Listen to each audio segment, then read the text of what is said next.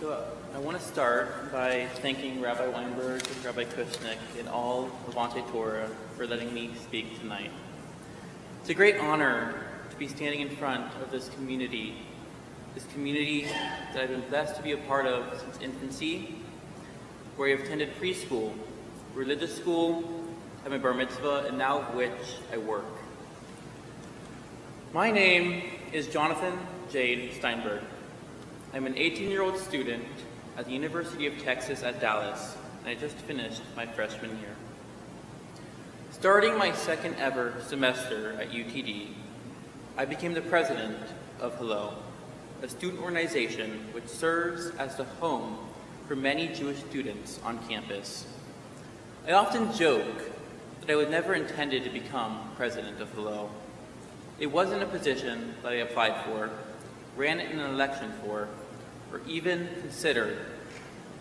The day Hillel was deciding board roles, I was approached by our past president, Michal Lasky. She asked me if I had any interest in being on board. I vividly remember the words I told her. I said, "I will do whatever you need of me, or whatever task you give me." By this point, I had fallen in love with Hillel. After October 7th, it was my safe space, a place where I could be Jewish without fear. The next day, I was told that I would be president. Nothing could have prepared me for what that meant. When I first joined Hillel, I frequently heard talk about a different student organization, Students for Justice in Palestine, SJP for short. At the time, I didn't think much of it. There you will find a group that dislikes Jews anywhere you go. So what makes this group any different? I remained in my ignorance until Tuesday, October 10th, where I saw SJP celebrate the horrific rape, massacre, and murder of innocent Israelis.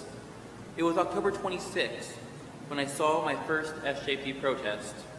Around 100 students flooded to the Texas Instruments Plaza, chanting "Death to Israel," "Free Palestine," and claiming Israel was, quote, committing genocide. Walking by, I was called the K-word, just for being visibly Jewish. I quickly got out my phone, recording and taking notes. I want to share what I wrote. I wrote, "I just want peace." I wrote that there is a rising anti-Semitic hostility on campus, and the difference between Israel and Hamas is while we mourn all innocent deaths, they are celebrating the killing of Jews. Come winter break, the realization of my responsibility had begun to sink in. In this time full of hatred, I was chosen to lead my fellow Jewish students, so I did what I do best. I studied. I studied why so many people fall victim to this anti-Semitic cause, studied my history and my culture, and I studied to understand the minds of those who wish to do me harm. I went into my first term of presidency full of forethought, but also full of tikva. One of the main things that we do as Hillel is we host Shabbat dinners. Typically averaging around 20 students, these Shabbats serve to strengthen our bonds, enhance our connection to our Judaism, and of course, to eat. Becoming president meant that I was in charge of both planning and hosting these Shabbat dinners. So I tried to do just that. I reserved the room, booked the catering company, prepared the best I could. The event flopped. Tablecloths, food, utensils, the setup of the room, talking points, blessings, you name it, everything was lacking.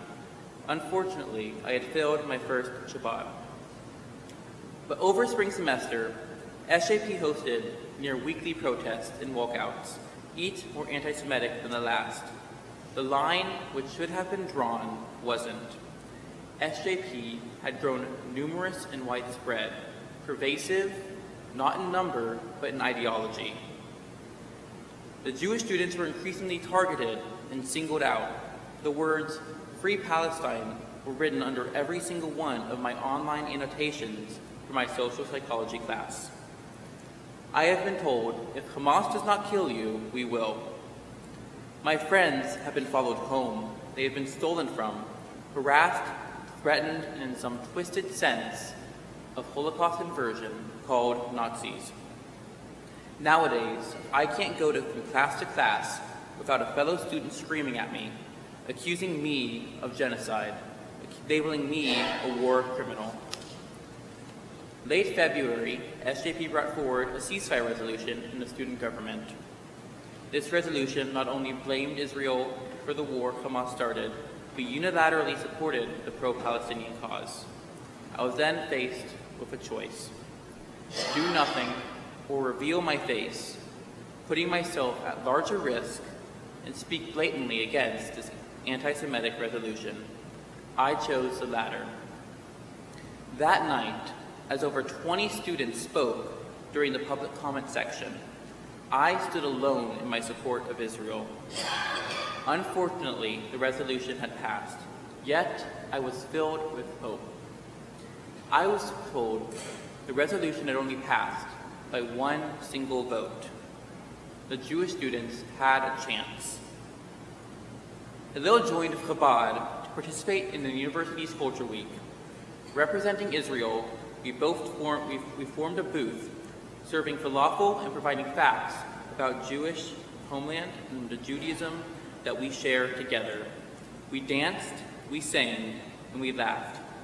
Across the room was a Palestinian table. It was covered in fake blood, body bags, and war propaganda. If ever a contrast between the Jewish and Palestinian culture was examined, here it was clear as day. Following the protests, the ceasefire resolution, and Culture Week, I began becoming more involved with administration, prompting meetings regarding anti-Semitism, voicing the Jewish pain, and demanding administration take action to protect all students. I spoke to the Dean of Students, to the President of the university, and all kinds of staff with that single goal. On May 1st, SJP erected the encampment, building a fortress of hate. I woke up that morning with messages from my fellow Jewish students saying that they don't feel safe to go to campus. So I quickly went to campus. I went to campus to see the encampment for myself, only to find 15 cameras pointed at me the moment I got into view. Written on the walls were calls for intifada, the red triangles and the bloody red hands. To the knowledgeable, this encampment was not peaceful, but it was a manifestation of incitement of violence. I quickly made my way up to administration, prompting an immediate meeting to discuss the encampment, safety concerns, and the hate that inevitably spawns from it. And just a few hours later, the State Guard came in, tearing up the encampment and arresting 21 individuals, 9 of which were not affiliated with the university at all. Earlier, I talked about my first Shabbat as president, how it flopped. Now let me tell you about the last Shabbat of the semester. Our last Shabbat, dubbed Farewell Shabbat, served as a send-off to all those who were leaving our community. It was at this Shabbat which we set a record high attendee count, with a total of 50 members showing up strong. We sang, we danced, we prayed, and we ate. Our hearts not filled with fear, but filled with love. Love for each other, love for Judaism, and love for the Jewish state. The event, a massive success. I recently came back from Washington, D.C., where I attended the AJC Global Conference. It was at this conference where I spoke to the House of Representatives staff, Keith Silf and Pat Fallon, advocating for their continued support of Israel and of the Jewish people. The conference also provided me with an opportunity to connect with students from all across the world. And there was one thing that became clear. From America to Denmark, Germany, and Chile, we are all fighting together. Now, to be completely honest, this was not a good year There's no way around it. Jewish students were made to watch as our friends, our fellow students, called for an intifada, called to ban Zionists from public places, and called Israel a racist state that should burn in hell. I know many here today are worried about us, worried about the future of the Jewish people, and worried that we are not equipped to withstand the fear that this latest strain of anti-Semitism has instilled in all of us. So let me reassure you all now. We, the Jewish students, have not yielded 1 inch to the fear we have faced this year. To quote my good friend Noah Fay, "For every friend that I have lost to anti-Semitism, I have gained twice as many in Zionists." This past semester, Hillel hosted famed speechwriter Sarah Hurwitz, who came to talk about Jewish resilience.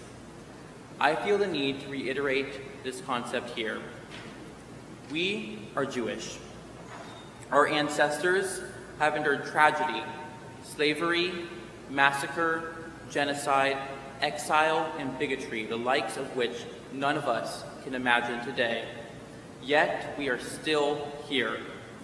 So I urge each and every one of you here today, do not hide your Jewish identity. Be proud, be joyful, be curious, and be strong. Shabbat Shalom and Am Yisrael Chai.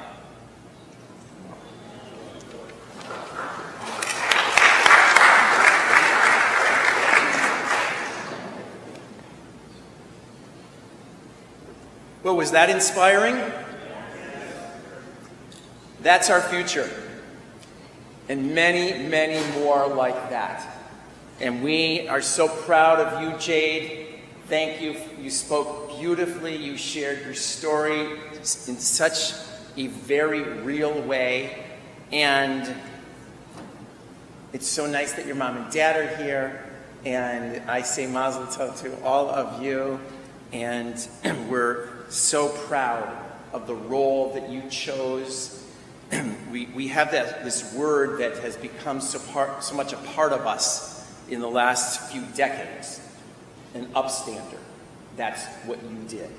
You said, somebody's knocking on my door and I'm going to be there.